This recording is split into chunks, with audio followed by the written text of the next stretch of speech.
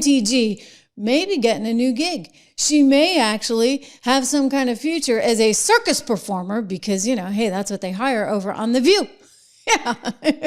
Whoopi versus MTG. Now that might be just good TV, right? You might actually tune in for that. Not, but I'm saying in the scheme of things, if I'm Bob Iger, why not? Why not do this? I mean, it makes all the sense in the world, right?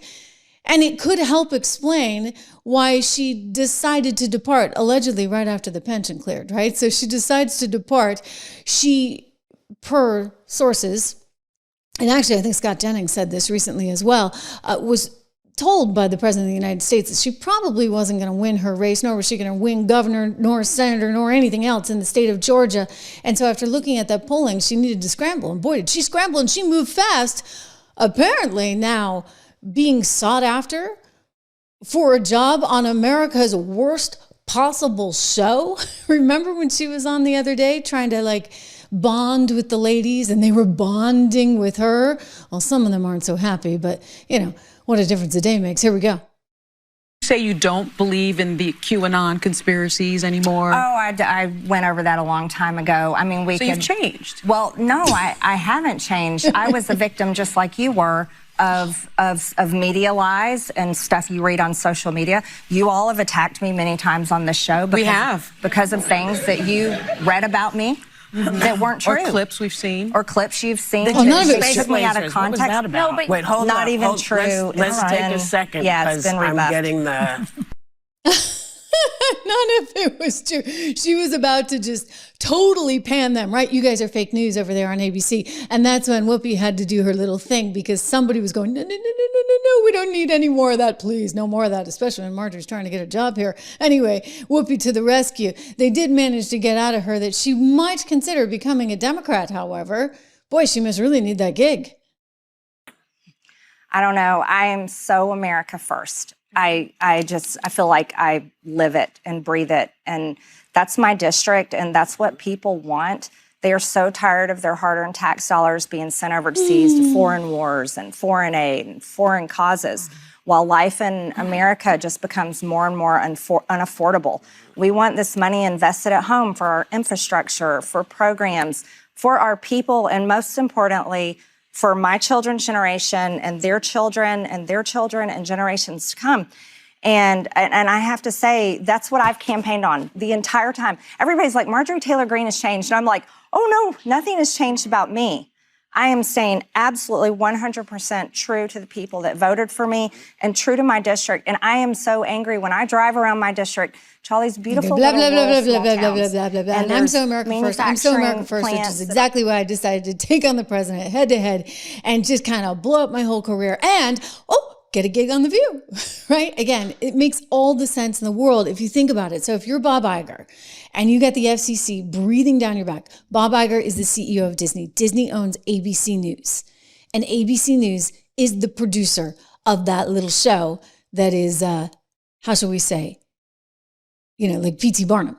Okay, so it's like, how many crazy things can we stage on here? Well, it doesn't really work if all your crazies are only on one side. So maybe get another crazy on the other side, and then boo-boo, you get some fireworks because, the conservatives that you guys have been hiring are just like a little too subdued, shall we say. I have a feeling that Marjorie can really, really mix it up when she needs to. Of course, apparently, in order to get a job in mainstream television, as a conservative, you have to be a never Trumper.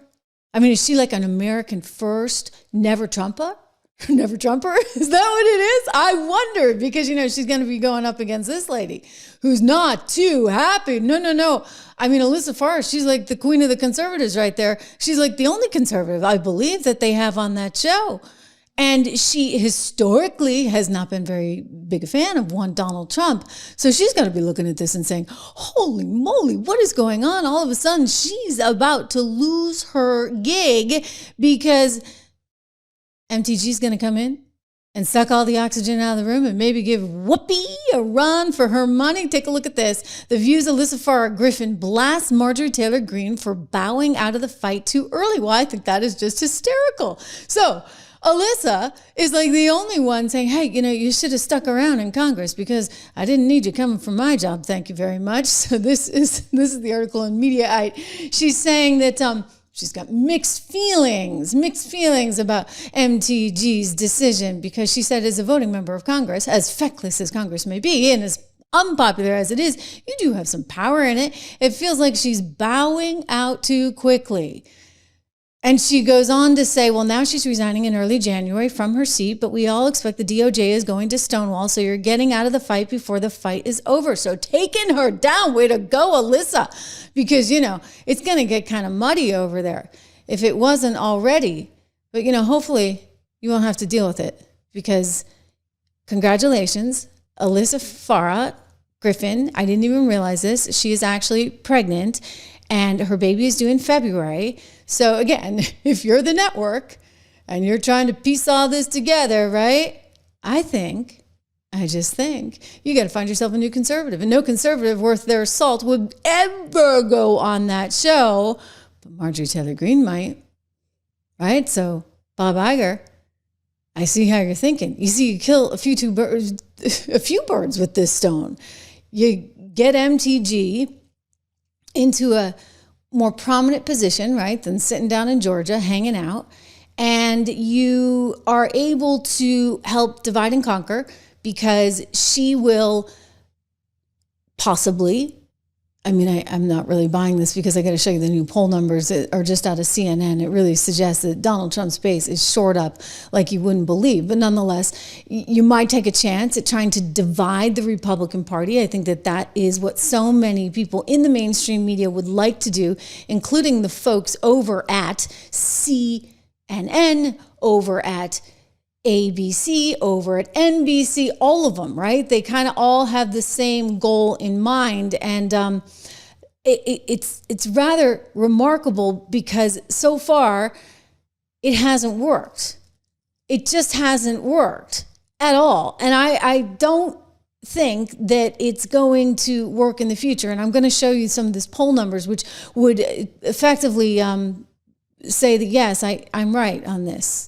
He has like 87% approval and it hasn't moved.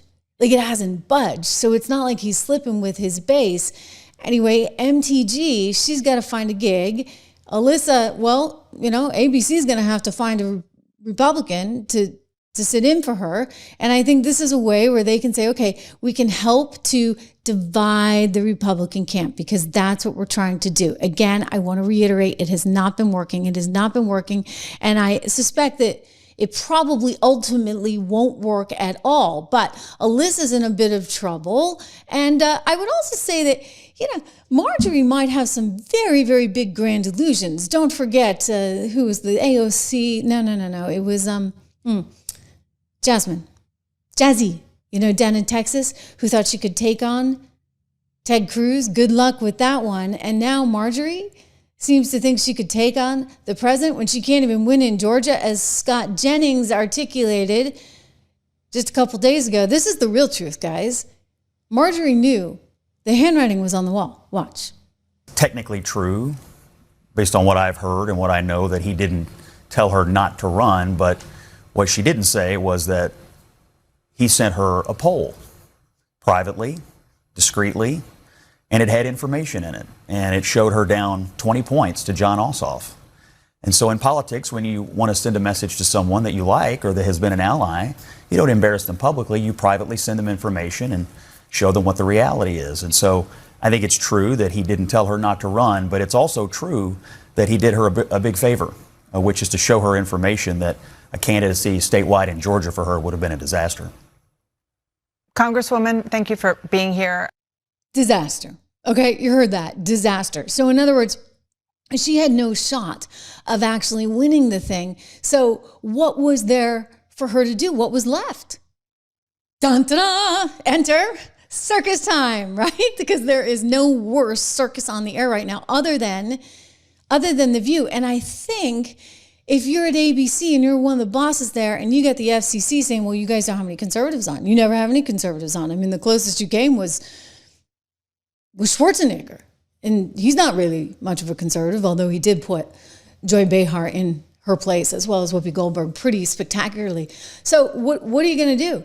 Well, you got this Marjorie gal who's kind of willing to go places that most of your hosts aren't willing to go. And like, maybe this could make for some exciting television. And maybe, just maybe, if you're Bob Iger and you're the other executives there, you're thinking we can help divide the Republican Party at the exact same time. And wouldn't that just be great? But I don't think it's going to work. I really don't. And I know it's not going to work because you know what? Well, new poll. Let's go to it right now.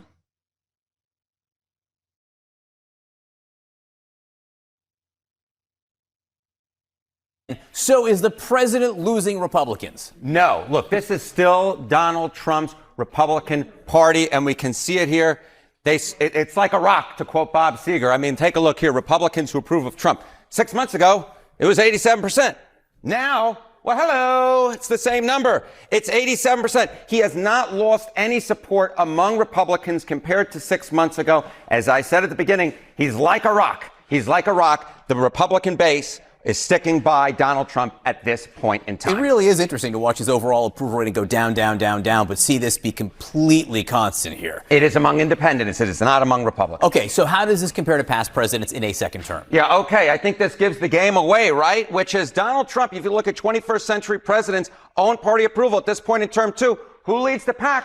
It's Donald John Trump, 87%. Of Republicans approved Donald John Trump. You go back to 2013, 78% of Democrats supported Barack Obama, and it was 78% of Republicans who supported George W. Bush back in 2005 at this point. So Donald Trump has the biggest highest own party approval of any president who served their entire second term in the 21st century. You could look at this one of two ways. You could say, obviously, he's doing way better than past presidents. Or you could say, there is still room to settle. If there is a reversion to the mean here, if that does fall further, that could chip into his overall approval rating. Okay, Marjorie Taylor Greene resigning from Congress in January. One of the concerns is that Donald Trump backed someone in a primary against her. How has Donald Trump done in his congressional endorsements? You know, when you go up against Donald Trump, you're going up against a buzzsaw because Donald Trump's endorsement record is, it's hard to find anyone else who beats it. Times Trump endorsees won GOP primaries. In 2020, it was 98%.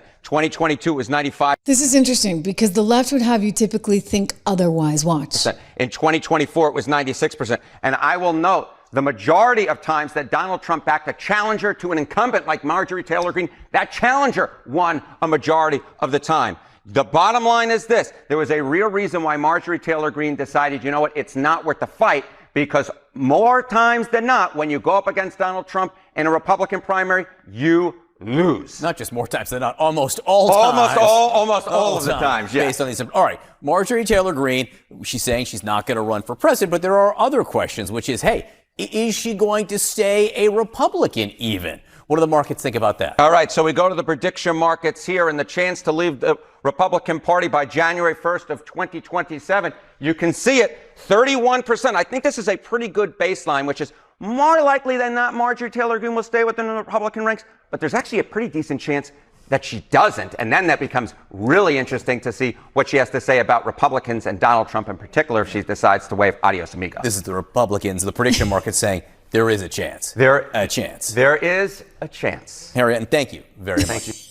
There's a chance. There's a chance. Well, there's a chance at anything. But, you know, partly the reason there's a chance is because the last time she was on The View, which was like, 10 days ago, she was asked, hey, are you planning on becoming a Democrat? And she started sort of moving in that direction, albeit she's still America first. I mean, it's getting very confusing. It's hard to keep up with MTG and all her little spinning that she's doing. But I think the bottom line here is good luck.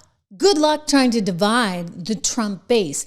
That chart, that poll, it says it all. The fact that she has to leave after everything she pulled. I think she saw that she wasn't getting anywhere.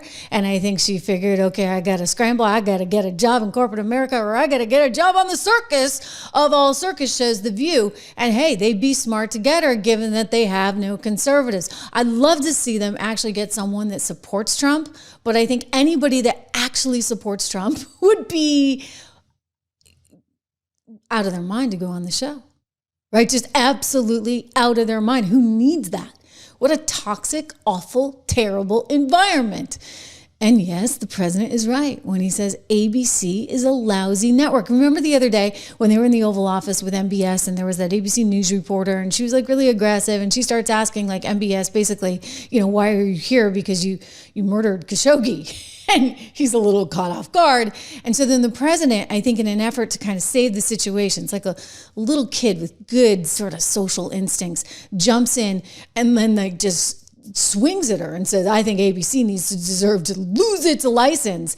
And you're just a terrible reporter for asking such an aggressive question in this environment. Again, I'm going to tell you right now, it's not that it was a bad question, right? Because our CIA does have intelligence suggesting that MBS said, okay. So fine.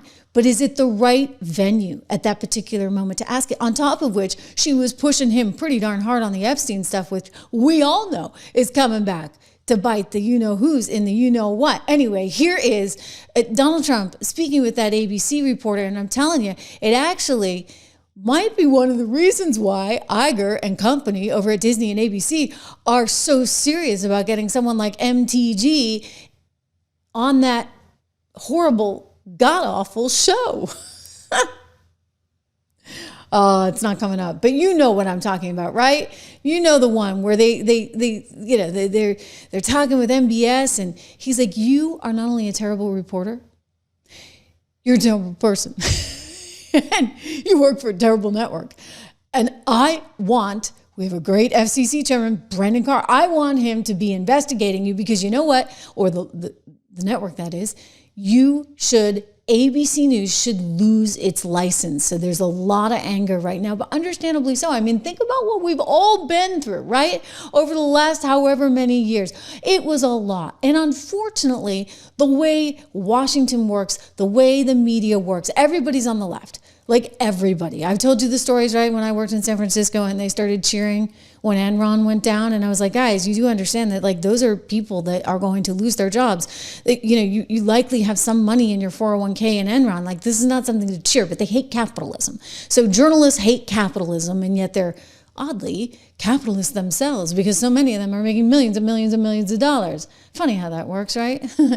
Anyway, they are very left in all of these newsrooms, and they're very much aligned with some of the people in the deep state that are also very, very left. And then that takes on a political overture. I want to show you, case in point, our friend Scott Jennings was on Kara Swisher's show. She's like a tech reporter turned evangelist for the left. Anyway, she goes and like starts grilling him. And it's brilliant because he's like, what the heck are you talking about, lady? She's effectively sanctioning any of the funny business that the deep state would actually do. Just saying, well, whatever. Like we're all big boys. It's politics. Excusez-moi, please.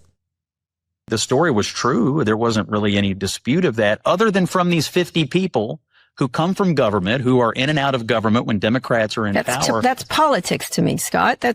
I mean, you're not naive. They were making their case, just like you would say Trump just did with whatever issue he has. Well, I don't agree that it's just a simple matter of making your case. When you use your government title and you use your intelligence bona fides and you use all your credentials to flat out lie to the American people, they didn't know that. That was a political argument, but they were saying this is Russian disinformation. What you're reading is directly out of the Kremlin. It was one of the biggest lies that was told to try to get Joe Biden over the finish line. Do you think that's just politics as usual? Yes, I do, actually. I do. You like it? Absolutely. I don't. Moron. Like, I'm sorry. That was like one of those SNL moments. Like, you remember with, I digress. But I think that was a pretty funny exchange because she's so blinded by her own view of things that she doesn't understand that when you have the former head of the CIA and the former head of the Department of National Intelligence, and you have all of these people coming forward, and they're saying that the Hunter Biden laptop wasn't real, it was just misinformation fed to you courtesy of Rudy Giuliani and the Russians. Do you understand how damaging that is? You remember what happened to the organization, the New York Post, America's like longest living newspaper, founded by Alexander Hamilton? They lost their Twitter account. It's actually one of the reasons why Elon went forward and bought what is now X. There were plenty of people that got knocked off of social media altogether. I mean, there were like just things that you weren't allowed to say. And this was one of them, right? So because it was politics, and yet she's treating this like, oh, it's just politics. No. These were people within the intelligence community spewing lies, and they knew they were lies, and they did it anyway. That's not cool. And when we think about what's going on today, and you got them all back up again, like lying, saying, okay, to the military, well, you don't have to follow your orders because we think that Donald Trump is some kind of fascist dictator. I mean, they're once again out there with their political agenda. We're going to get back to that in a moment. But first, more on MTG, because, boy, the media would love her to run for president. Did you notice that? I mean, you heard some of them talking about it there. You know, it's been coming up over and over and over again. Time magazine is now talking about it. They were on MSNBC where they love to talk about this. I mean, they just love the idea of driving some kind of brick truck right through the center of MAGA. But I'm telling you, it's not going to happen. You saw the poll numbers, so you guys are all just wishing. But this is what they're saying. Okay, let's go to MSNBC, which kind of has a new look.